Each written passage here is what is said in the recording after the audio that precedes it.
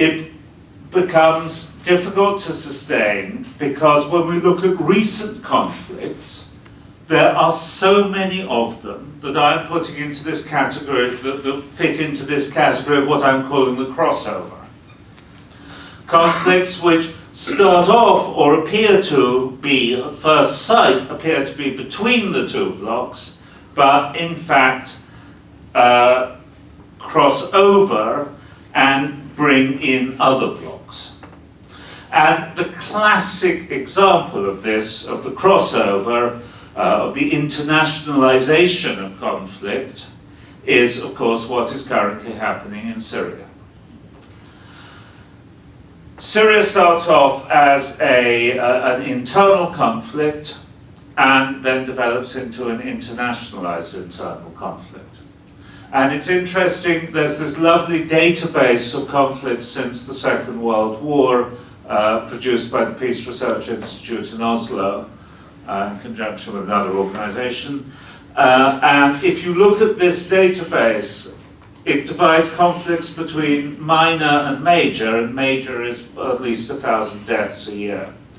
If you look at major internal conflicts since the Second World War, you discover that 47% of them have been internationalized in the sense of involving militarily another country. That's to say, another country has actually deployed troops. The database doesn't look at ones which have become internationalized in terms of other support that falls short of the provision of troops. But I think if one did look at those, one would find that an awful lot, more than 47%, have become internationalized. The conflict in Syria can, if you try very hard, be understood in terms of a conflict between a Western and a Middle Eastern bloc. But once you bring in the Russian-American relationship, the presence of Russian troops, once you bring in the Turkish-Kurdish relationship, once you bring in the Saudi-Iranian relationship, whilst you bring in the French-Russian relationship, the whole thing really does not fit at all within this paradigm of the conflict, clash of civilizations and conflicts between blocs. Two questions then. One of them is why Westerners, or so many people in the West, adhere to understandings of these conflicts in terms of the clash of civilizations, despite the fact that when we run through history, when we run through current conflicts, really they just do not fit this paradigm at all. They do not fit this narrative at all. Another question is why it is that we are seeing these conflicts that do actually exist. I'll take that second question first and then come back to the question of why is the clash of civilizations paradigm so powerful despite having so little basis in reality. At present, we are certainly seeing many conflicts in the Middle East. And the question therefore has to be asked why this is the case. Because it is something which plays into the Western perception. For many Westerners, it appears that the Islamic world is uniquely plagued by conflict. This, of course, only works if one applies a particular historical framing to this. Because Europe has not itself been entirely free of conflict. There were, during the 20th century, 2 world wars in Europe, both of which were indisputably major conflicts. So the idea that the Middle East is particularly prone to conflict and Europe is not, is an idea that works very nicely if one starts one's history in 1950, but if one starts one's history in 1910, one gets a very, very different picture. However, let us start our history in 1950 and ask why it is that there are so many conflicts in the Middle East. To which the answer, I would suggest, is that there are issues. There are undecided issues about forms of government. There are undecided issues about ethnic and confessional makeup of various states. Behind this lies, I think, two important points. One of them is the idea of the nation state. The idea of the nation state implies a homogeneous national population to coincide with the state. And this is something that we do not often find in the Middle East. There are certain countries which do have a more or less homogeneous population and therefore form a good basis for the modern concept of the national state. For example, Egypt. There are certain countries which do not have those characteristics because they were, apart from anything else, because they were formerly parts of a major pluralistic, non-national empire, the Ottoman Empire. The Ottoman Empire was not homogeneous in terms of, in national terms, in linguistic terms, or in religious terms. And the areas which were formerly part of it, which include these states of, or perhaps I should say former states, I'm not sure, of Iraq and Syria, do not fit into this nation-state paradigm. This in itself is inevitably a cause of conflict. The second thing which is inevitably a cause of conflict is that the societies of the Arab world and many of the societies of the Middle East are going through a period of extremely rapid transformation. If you look at economic indicators, at demographic indicators, at educational indicators, the speed of transformation since, say, 1900 is almost without parallel. Population growth, urbanization, increase in schooling, literacy, and industrialization, economic growth, transformation away from previous forms of economic production. All of these are extremely rapid and extremely dramatic, and like the way that these areas don't fit into the nation-state paradigm, these are inevitably sources of conflict, causes of conflict. So I think here, as I say, one has to start one's clock in 1950 rather than earlier to see the Middle East as being unusually plagued with conflict. But if one does start one's clock in 1950, there we have two very good reasons for the existence of multiple conflicts in the Middle East today.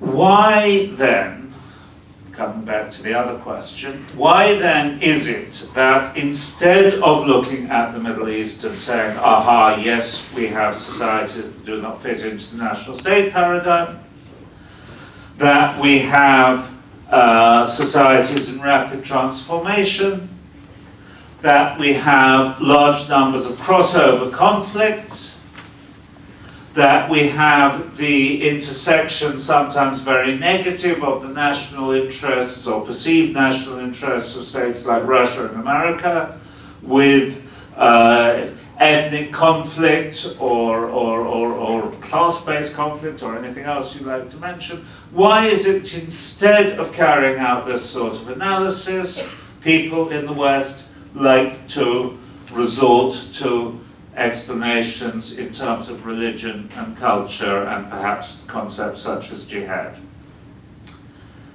The answer, I would suggest, is quite simple. It is just too complicated. People who devote their lives professionally to understanding this region have to scratch their heads and think quite hard and possibly use 3 or 4 different colors to do a nice diagram to explain what on earth is actually going on in Syria at present. When I was a bit younger, we had the Lebanese Civil War, which had so many sides and factions in it that the BBC on April Fool's Day once did a skit of a news report of what was going on in Lebanon with an infinite number of groups and supports and so forth and so on. When the situation is so complicated, I think it is not actually reasonable to expect the average person to have the detailed knowledge of these situations to provide the sort of explanation that we ourselves would want to provide. So under these circumstances, I think it is not unreasonable that people go for nice, easy, comprehensible, satisfying narratives which appear to provide a simple explanation for what is actually going on. This, I think, is one of the reasons behind the average Western understanding, for example, of the term of jihad, because it fits in very nicely with essentialist cultural explanations of conflict. Beyond this, we also have the issue of terrorism, which is an issue in itself, and the third point that I want to look at this evening, in addition to the point about jihad and the point about conflict. Here we have a standard Western understanding of terrorism, which associates terrorism very strongly with Islam.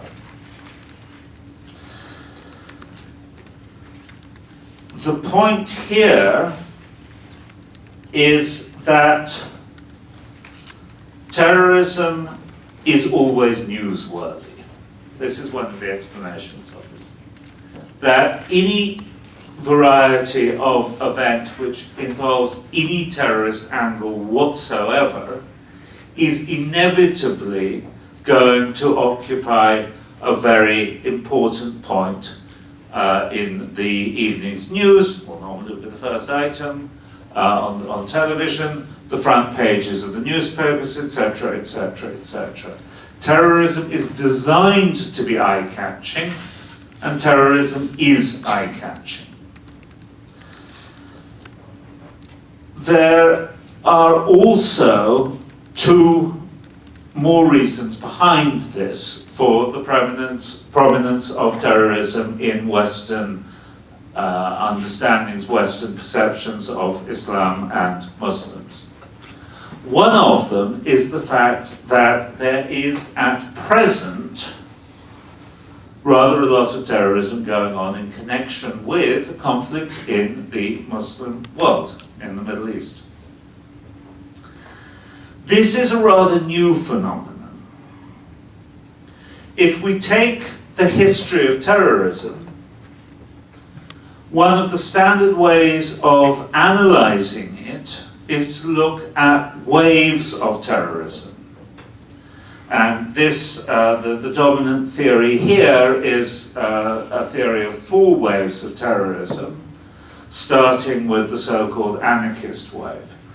This periodization of terrorism into 4 waves has been challenged a few times, including on one occasion by myself, but there is still a sort of general consensus amongst those who look at this topic that the earliest beginnings of terrorism are in the late 19th century amongst anarchists and socialists and people of that variety. If we do an exercise to plot the 4 waves of terrorism on a global basis against the 4 waves of terrorism from the perspective of the Middle East or the Muslim world, rather an interesting pattern develops. When modern non-state terrorism was first invented in the late 19th century, it took some time for it to spill over into the Middle East. But it did. Although the first wave of modern terrorism is concentrated in Russia, France, Italy, with a few events in the United States and Spain, there are also events which fit that pattern very, very nicely, taking place in Iran and in Egypt and in the Ottoman Empire, but relatively few of them. This is clearly a case of the importation, beginnings of the importation of a phenomenon that is developing elsewhere. When we then move on to the next big wave, which is the nationalist wave, the anti-colonial nationalist wave at the end of the Second World War, we find that the Middle East plays a rather bigger role than it did in the first wave, because of the Algerian, what is now generally called something like the Algerian War of Independence, and which at the time was understood by the French as a terrorist revolt against France. This is one of the classic examples of how certain techniques can be used, and brings the Middle East gives the Middle East a rather more important position in this second wave. When we move on to the third wave, which is generally called the New Left wave, we find one particular institution based in the Middle East, one particular organization based in the Middle East, occupying an extremely important position. And this is, of course, the People's Front for the Liberation of Palestine, and in connection with it, the People's Democratic Wave around the world, and not only in their imagination, but also sometimes in their operations. And if you look at the first most dramatic operations in this wave, which were the hijacking of various aeroplanes and various terrorist acts involving airports and so forth, we find the most amazing collection of people taking part in these. And this is the point at which the first suicide attack ever in Israel was carried out by a group of Japanese. So in this third wave, the Middle East is becoming even more important. Up to this point, however, it is almost impossible to bring Islam into the discussion, because the PFLP and the PDFLP were, as Marxist organizations, were definitely anti-Islamic, and the PDFLP was actually run by a Christian. Islam doesn't really come into this at all until we get to the fourth wave, which some people call religious terrorism, and which frankly isn't so much religious terrorism as Al-Qaeda, Islamic State, etc. terrorism. If one tries to find non-Islamic or non-Middle Eastern actors in this fourth wave, apart from some crazy Japanese on the Tokyo subway, it's pretty hard to find anybody else to go in there. So, what has happened? I think that one of the things that has happened is that the conflicts which are currently going on in the Middle East are conflicts of a certain kind. Terrorism as a tactic works under certain circumstances and does not work under other circumstances. People use it under certain circumstances and not under other circumstances. Regular interstate wars do not normally produce terrorism in the sense in which we normally understand it. Regular interstate wars may produce the bombing of enemy cities, which may actually be something very similar, but it's generally put into a different discussion, and I think that's a good place to leave it. Certainly this evening, I'd like to leave it in a separate category. Terrorism is a technique which is normally associated with a certain sort of conflict between a state and a non-state, a small non-state body. If you look at whatever wave you're looking at, in whatever area or region you're looking at, you will find that almost invariably this is the sort of conflict with which terrorism is identified. And if you look at the present conflicts in the Middle East, you will find that they are generally precisely the sort of conflict with which one would expect terrorism to be associated. So, then, the general public perception in the West of a particularly close association between terrorism and Islam has some truth in it, if we are looking at the current wave. It's a bit like finding the Middle East being especially prone to conflict if one starts in 1950 rather than 1910. If one starts the history of terrorism in 1880, which is probably where you really should start it, then you will not find a particular association between terrorism and Islam until very, very recently.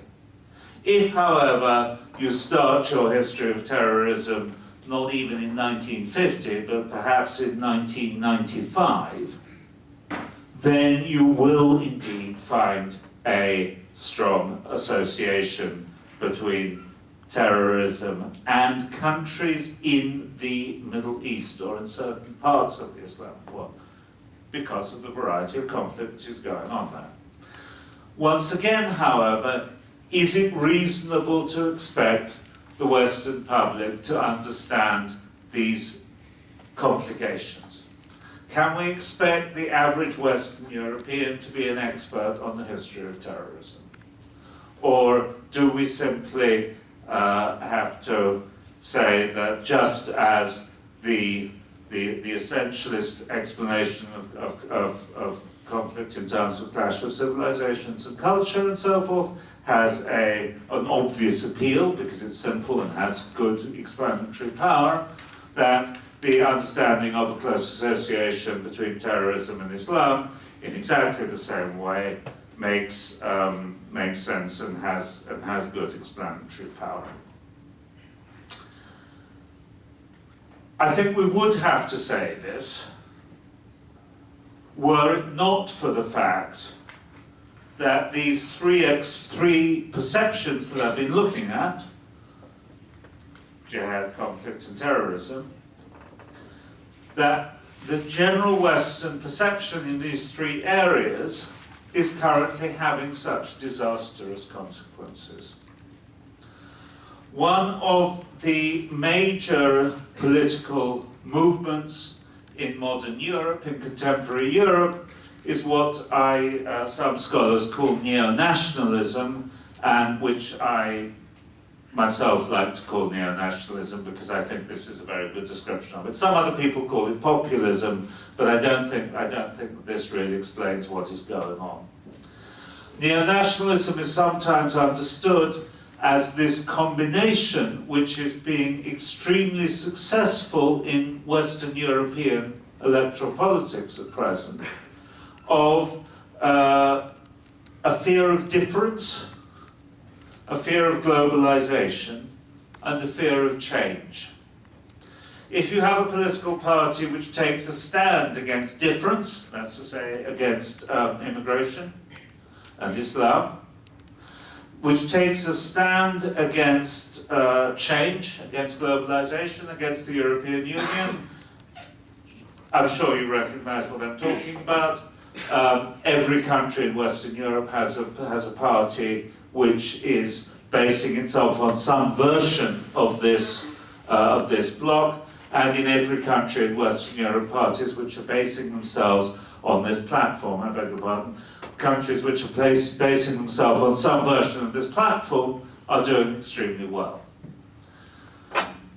One of the reasons for this is that the general Western perception of Islam as the home of jihad, the home of a culture of conflict, and the home of terrorism feeds into a fear of Islam and a fear of Muslims, which is very genuine. The fear is genuine.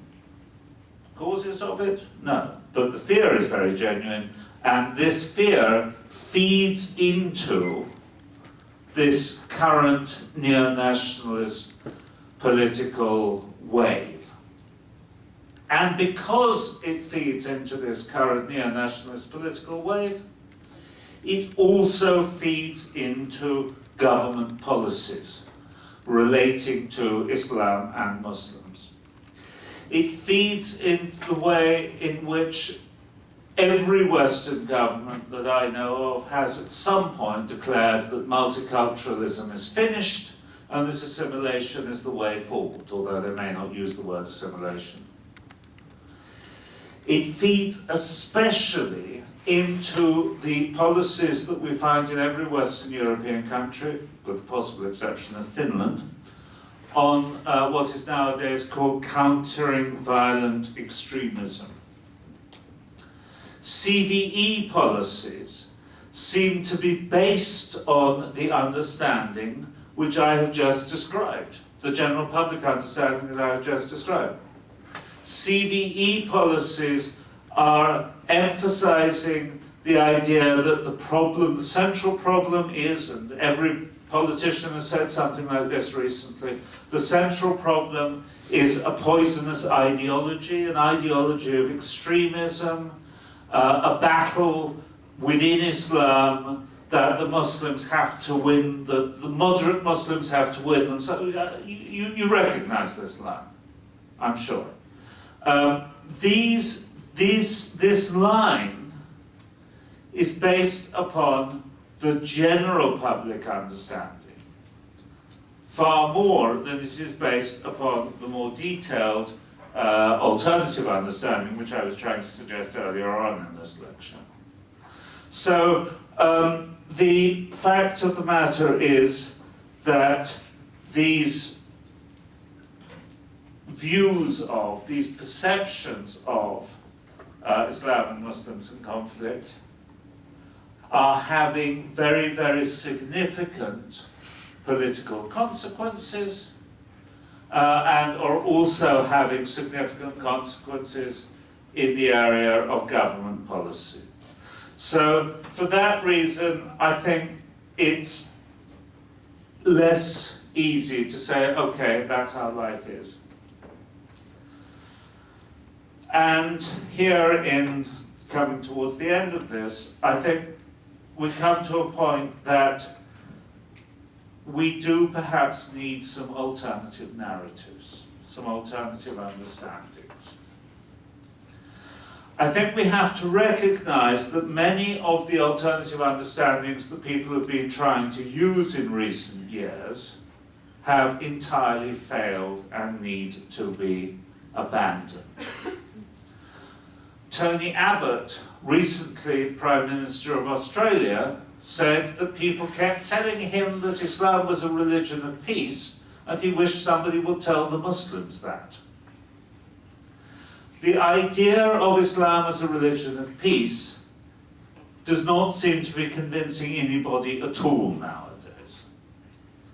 The idea that the problem is something called extremism, without specifying precisely what it is that people are being extreme about, does not seem to be convincing anybody either. The idea that jihad is fundamentally pacifist and about struggling with your lower self and your basic instincts, that doesn't seem to be convincing anybody very much nowadays either. Even the very nice idea that we can't have a clash of civilizations or a clash of cultures because actually you can't even really distinguish between the civilizations, that doesn't seem to be getting very much traction either. I think that we need to abandon some of these justifications and work towards some slightly more radical and more effective counter-narratives, which should perhaps remember that what matters isn't so much the logic of a narrative, but the impact that a narrative has. This is an idea which isn't the main point of my lecture this evening, and is therefore an idea that I'm not going to explore in any great detail here. But I'd just like to mention that one example of a very popular narrative that counters the narratives, the understandings, the perceptions that I've just been describing is represented by the movie Lawrence of Arabia. Because Lawrence of Arabia shows that things in real life are rather more complicated. Lawrence of Arabia shows a conflict which isn't clash of civilizations. It shows religious Arab Muslims, who are the goodies, fighting with the British, who are also the goodies because it's a British movie, against the Ottomans. That complicates the narrative. Perhaps a few more things along those lines might succeed in convincing Westerners that it's actually more complicated than it first appears.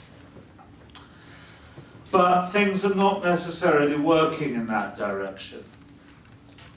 In August 2014, some ceremonies were held in Liège in order to in order to mark the beginning of the First World War.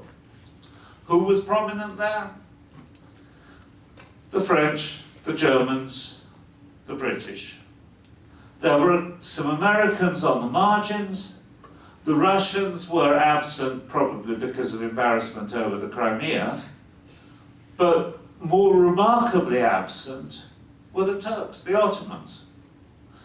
The First World War was a conflict which didn't fit in, which did involve a major Middle Eastern Muslim power, and which didn't in real life fit into the standard established paradigm, because it was a crossover. But this seems to have been entirely forgotten, and perhaps it's not quite too late to try and bring the Turks into the remaining celebrations. These are just a couple of random ideas, and my main argument isn't actually in favour of these two ideas. My main argument is that given that these perceptions are a problem, there is an urgent need to develop some effective counter-narratives against them. So, in my remaining 4 minutes, I will try and summarize the points that I've been making this evening.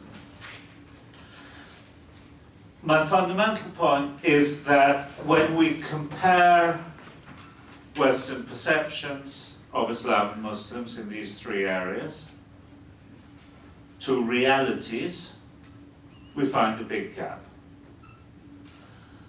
That when we look at the Western understanding of jihad as barbaric and Islamic and explaining everything, we are failing to spot that it's not particularly Islamic, because actually originally it covers areas that are covered by the Geneva Conventions and laws of conscription, and that we can't really describe it as Islamic because within the Islamic frame there are multiple alternative, mutually contradictory understandings, which include a pacifist understanding of jihad.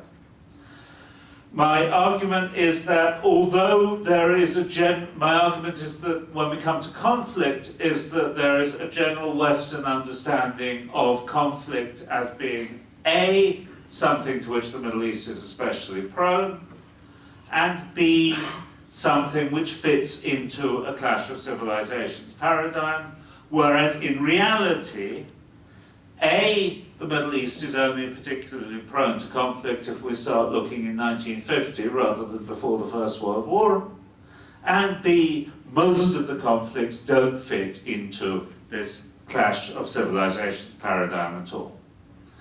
On terrorism, my argument is that although terrorism very, very closely with Islam, this is true, once again, like the thing with conflict, only if you start looking at things very, very recently. And to the extent that it is true very, very recently, this is because of the variety of conflict which is currently playing out in the Middle East, not for anything else. Wrong though they are, these perceptions are important, and therefore if there was some way of undermining them, that would probably make things better for all of us.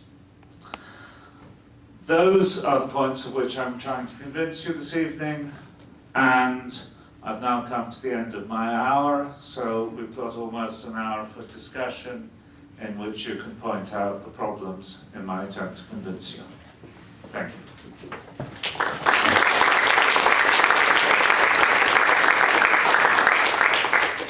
Okay, thank you, Professor Sedgwick. Today's remarks and questions. It happens always. Yeah, first. Thank you, Professor. Your lecture is very informative, and I would like to point out a question. Like the ISIS today, their leader so-called proclaimed to be caliphate, and how would you think that this religious title would have impact to the current situation? Thank you. Okay. There's a mic with that. Yeah. Is this one working? Turn it on. It's working, but just make it close. Yeah, I think this one is working now. Yes, I think that it is extremely important for Western perceptions that the Islamic State describes itself as Islamic. Islam is being used by certain people in certain conflicts to legitimize their own positions, to legitimize their policies, to mobilize support, etc., etc., etc. And this is another reason, indeed, for the Western understanding of these conflicts in terms of Islam. If one analyzes what ISIS is, where it's come from, who are the people in it, if one tries to do a full explanation of that phenomenon, one ends up with an awful lot of factors one ends up with the confessional mix of Iraq and Syria. One ends up with the unfortunate destruction of the Iraqi state in 2003. One ends up with the failure of the Iraqi government to carry through with the American policy in Anbar, the so-called Sunni awakening.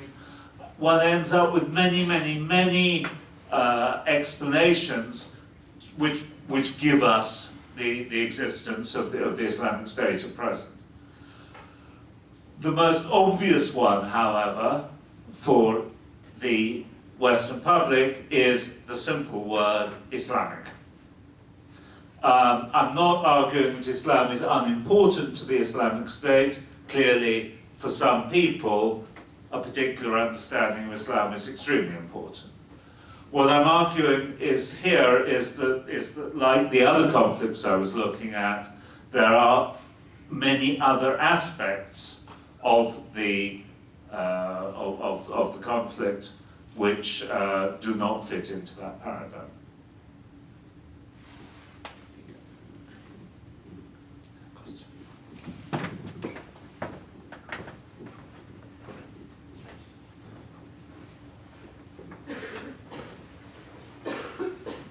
Thank you.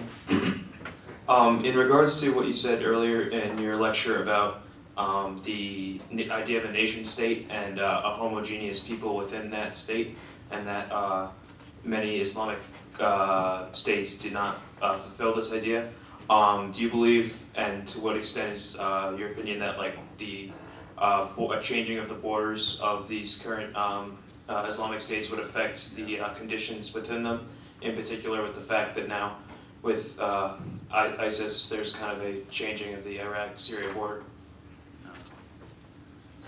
Can you hear me if I speak like this? Yeah. Fine. So for the questions, let's do it like this, and then that'll simplify things. Generally, one way of solving conflicts created by a lack of match between the population and the theoretical ideal is partly to redraw the borders and then to start shifting the population. This does work. It was done at the end of the First World War when large numbers of Greeks were put on trains and sent from Turkey into Greece, and large numbers of Turks were put on trains and sent from Greece into Turkey. That was ethnic cleansing organized by the international community. It was also done at the end of the Second World War when, if my memory serves me correctly, I think 12 million Germans were involuntarily moved from various parts of Europe and sent into the new Federal Republic. So, yes, if you redraw borders and shift populations, you can end this problem. The trouble with that is that the international community is, firstly, is reluctant to redraw borders, and secondly, has changed its attitude to ethnic cleansing dramatically since the post-First World War and post-Second World War period.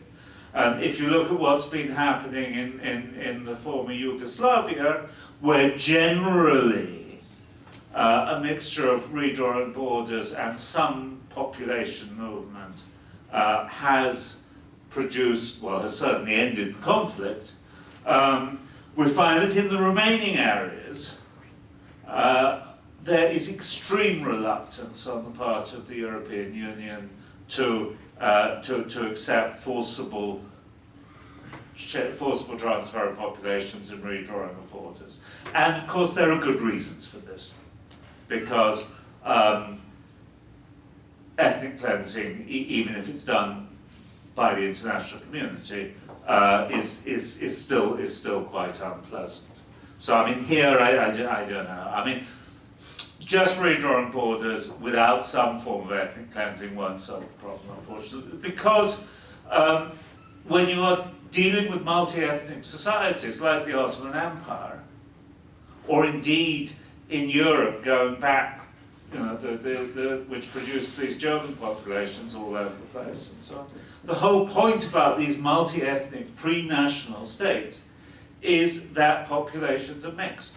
That you have German villages in Romania, or is Transylvania Hungarian anyhow? I'm not sure about that. That one's been in dispute as well. So that you can't just draw a simple line because the populations are too mixed for that.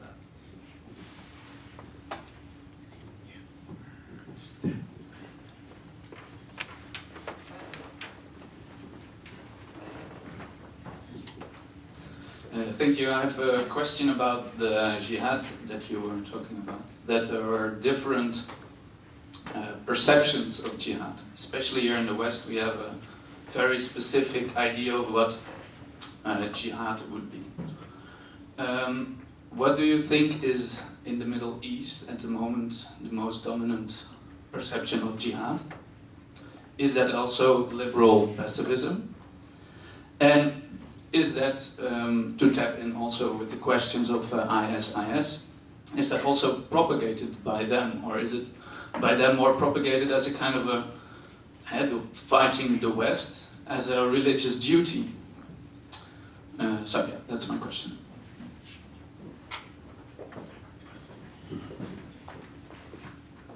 I think that if you, in the Middle East at present, there absolutely is not one single understanding of jihad. You can sort of predict what sort of response you will get from who you ask. If you ask a liberal intellectual who is concerned about world peace, they are certainly going to talk about the greater jihad and the little jihad. If you ask many more people, you will probably get the understanding of jihad as just war, as self-defensive just war. The problem with that understanding is that you've got to have a theological element and then you've got to have a political science element, because the question is who is attacking who. And Osama bin Laden was under the impression that he was being attacked, that the Muslims were being attacked by America, whereas many Americans were under the impression on 9/11 that they were being attacked by the Arabs. Who was actually attacking who is something that can always be argued about. When you look at IS websites and media associated with IS, one of the big topics of discussion is jihad. What is jihad? How do we understand this detail of it? Who is it obligatory on? Is it obligatory on women as well as men? Are we in the situation of, because classical jihad doctrine makes a distinction between circumstances under which only able-bodied males with nothing better to do are required to go and serve in the army, and circumstances under which everybody, emergency circumstances under which absolutely everybody is obliged to serve.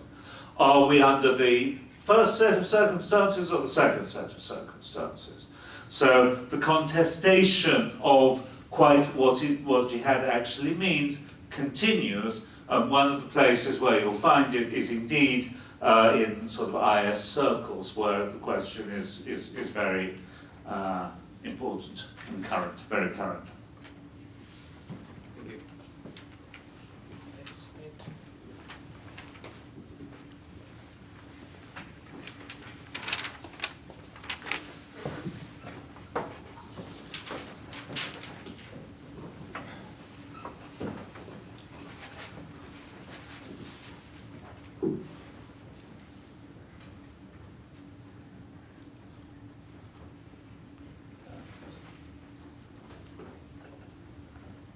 Hi.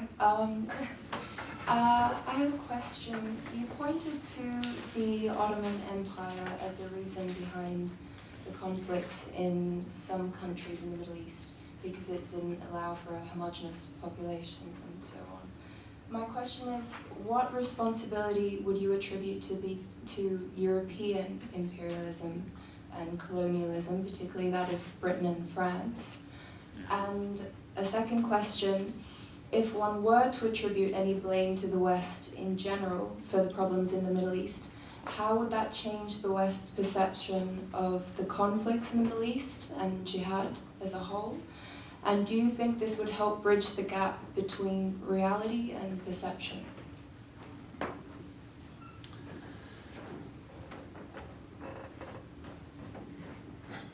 Okay.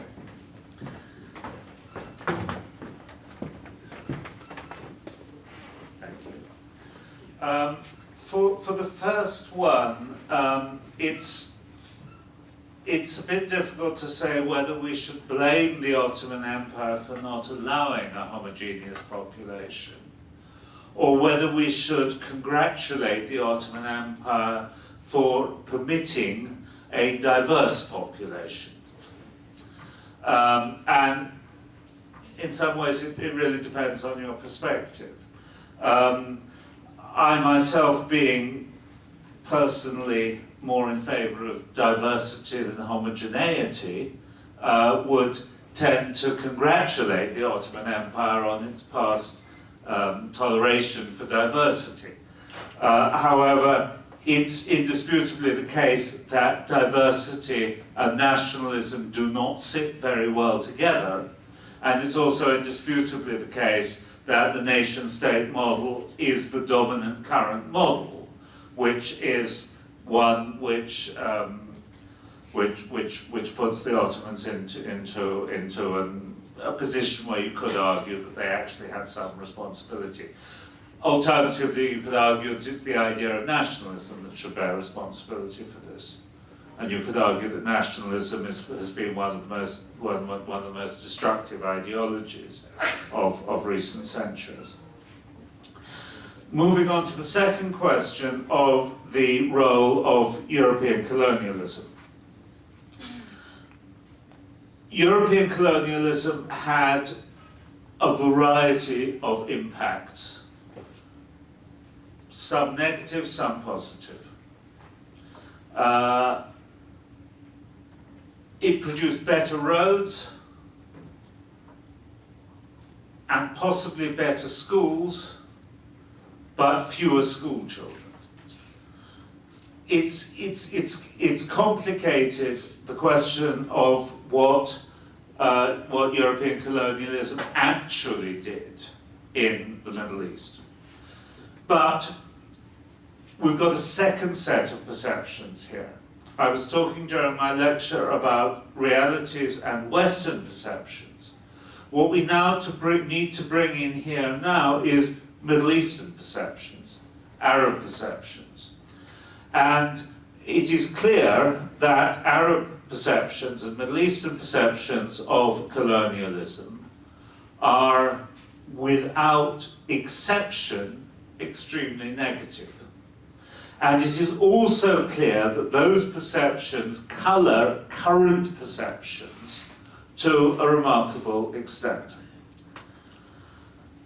The Iranian government seems to be the only government which is still under the impression that Britain is a world power.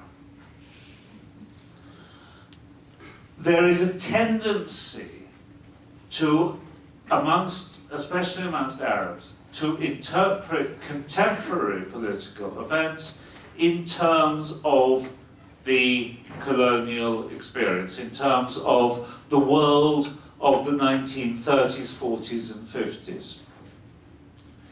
This clearly has a very negative impact on relations between the Arab countries and the West, because the Arab countries still do not trust the West, because Westernization, Western assistance with good governance, which all Western countries are totally delighted to offer every assistance they can in the development of good governance, tend to be understood not as generous, kind attempts at helping, but tend to be understood as a continuation of earlier attempts at domination and colonization. So the fact that the analysis of so many